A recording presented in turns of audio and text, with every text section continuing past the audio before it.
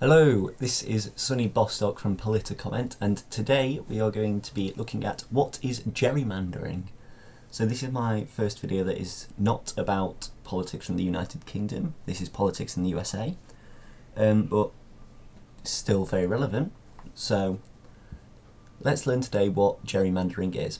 I'm making this specific video today because my girlfriend requested I make a video about gerrymandering, but I will be making videos about US politics and maybe other countries' politics in the future.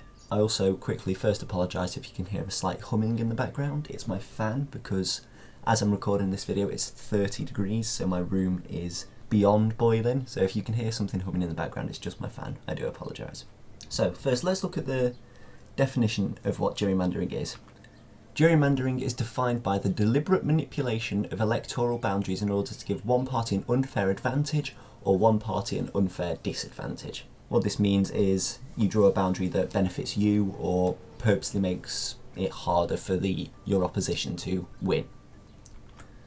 As I say, it's most notably in the USA. That is where you will hear the term gerrymandering in reference to US politics. The first ever case of gerrymandering was when Governor Elbridge Gerry redrew the districts in Massachusetts to help him re-win his seat in 1812 because he was going to lose it. His advisors go, redraw the boundaries like this and you won't lose. So he did it, even though he didn't agree with it, he did it, and that became gerrymandering. The reason it's called gerrymander is one of the districts he drew looked like a salamander, and a political cartoonist called it gerrymandering because his name was Elbridge Gerry, not Jerry, but it's pronounced today as gerrymandering, so his name technically hasn't gone down with it. But anyway, why is gerrymandering used? Well, the parts that are gerrymandered, the districts that are gerrymandered, are used to elect representatives and the Senate, which you can imagine is our House of Commons and House of Lords. The representatives debate and create bills, the Senate check them and review them. There are 535 representatives and 100 senators, so every representative, and this is crazy, one representative represents 760,000 people. That's insane. And then each state gets 2 senators. And the number of representatives has been 435 since 1929. They locked it in place in 1929. It's not risen, even though the population has risen. Let's take a look at how gerrymandering works. So here's a district. It's got 25 people in it. No, not a district, sorry, this is an area. Let's say it's a state. It's got 25 people in it. 15 of them vote for the Naught Party, and 10 of them vote for the Cross Party. So in a proportional representation system, so the amount of seats is proportional to the amount of people who vote for them, this is what it would look like. There'd be 2 cross districts and 3 Naught districts, because there's 40% cross population, so they get 40% of the seats. There's 60% Naught population, so they get 60% of the seats. Now let's say a member of the Naught Party was in charge of drawing the district. If they drew the lines horizontally, the Naughts would win every district, so there's more Naughts in each district, there's 3 versus 2. So even though they're only 60% of the population, they get 100% of seats. Crosses aren't represented at all. Now let's say a cross is in charge of drawing it, and this is a technique called packing. They have packed as many Naught voters into as fewer districts as possible in order to make the votes essentially wasted, because as you can see in 2 of the districts there's only Naughts living there, so of course Naughts are going to win. There's no point even voting. And then in the other 3 districts they've made it so there's more crosses than Naughts in them, and so even though they make up 40% of the population, they win 60% of the seats, they control that state. Obviously, in the real world, voters aren't in nice little rows in a square. They're dotted around the place, population density, etc, etc. So in order to gerrymander, some of the districts are drawn crazily. So this is the Illinois 4th district. I mean, how do you justify that? It's a C. Look at it. They have drawn that so the Democrats win it. How do you begin to justify that?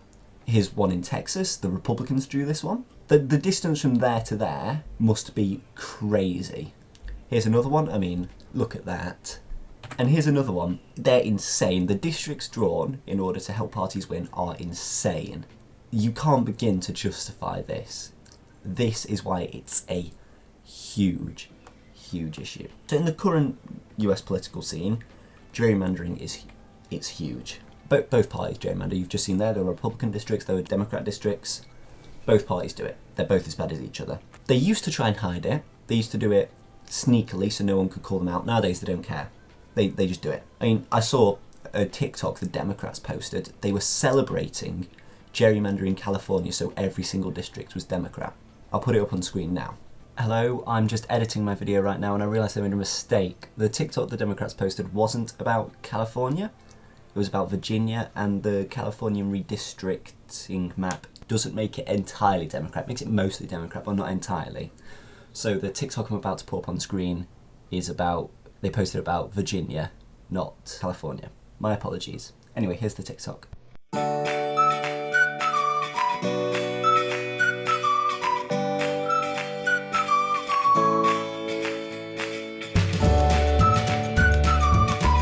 That's insane. They're celebrating being undemocratic, and then the Republican Party, they have the President of the United States telling them to gerrymander.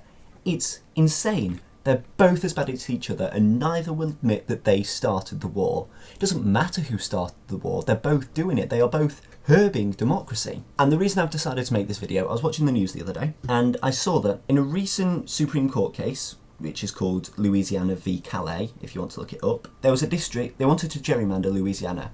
And there's this district that is, they made black majority, so they could elect a black representative to represent black people in America, because black people make up a large part of the US population, and yet they're very underrepresented. So they drew a district for black people to have a majority. And that was outlined in the 1965 Voting Rights Act. Minorities have to be fairly represented, so districts have to be drawn to fairly represent them. Now in this court case, the Supreme Court ruled that they were allowed to break up this district. So this once black majority district, Democrat voting black majority district, was carved up into 3 white majority Republican voting districts, completely flying in the face of the 1965 Voting Rights Act and making it very difficult for minorities to be represented in US politics. Are there any solutions? In short, not really. Both parties benefit from it. Why would one party put forward a piece of legislation saying, let's ban gerrymandering? It won't happen. They both benefit from it. Also, it's very difficult to define in the real world gerrymandering. I know I put a definition, that is the definition of gerrymandering, but how would you enforce that? It won't ever happen. This is going to be a huge issue for American politics. Let's say we live in an ideal world. What are some solutions that could possibly arise? The first one is having independent parties draw the districts. So independent committees, they draw the districts. So some pros on there. Obviously it stops parties unfairly drawing districts to make sure they win. And the boundaries would be drawn to reflect the population diversity of the area being drawn, not who they vote for. However, some cons, obviously no one is truly bipartisan, no one's independent. Everyone slightly supports a party. Even if they don't know anything about politics, they hear one thing, they'll be nudged in a slight direction. There will always be unconscious bias. Now let's say you've got to justify districts. So if we look at the districts that I put up on screen earlier, some of the insane ones, let's say you have to justify a district that you're drawing. It would prevent silly, obviously gerrymandered states and districts. If you have to say, I'm drawing the district to look like this because X, Y, Z, it could help prevent it. And it would be harder to draw the boundaries so that you're making a party win rather than having certain people represented. However, people would obviously find ways around this. They'd find silly justifications and loopholes. It wouldn't work. And again, no one's independent. Who decides if their justification is right and just and fair? You can't say, okay, yeah, I can see that. Again, bias, unconscious bias. And finally, this one is potentially the most realistic, most definite to work. Increase the size of Congress. What it does is it gives map makers less space to draw, because if you've got more representatives represent less people. One representative, rather than representing 760,000, could represent 76,000. And it'd be a lot more difficult to draw huge, stupid districts that are one party voting. However, Congress would never pass it. They benefit from this. Why would they do something that would, for sure fire, stop them getting their job? But thank you for watching my video today on gerrymandering. I hope you enjoyed it. I know it's not British politics, it's American politics, but politics worldwide is all interlinked, and there's a famous phrase, when the US sneezes, the rest of the world catches a cold. There's nothing to stop other countries falling into the trap of gerrymandering. So my video today is to help you understand what it is. Thank you very much for watching. Goodbye.